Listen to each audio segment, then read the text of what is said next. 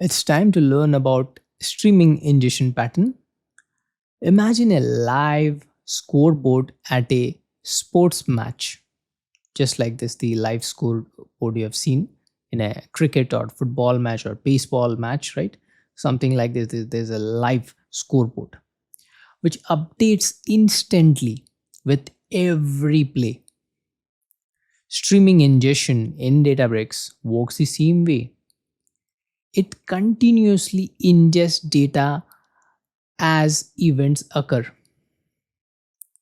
This enables near real time analytics for sources like Internet of Things devices, that is IoT devices, logs, or transactions.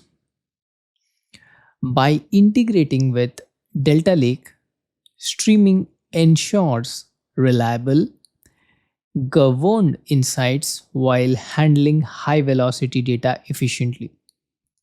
We'll meet in our next lecture.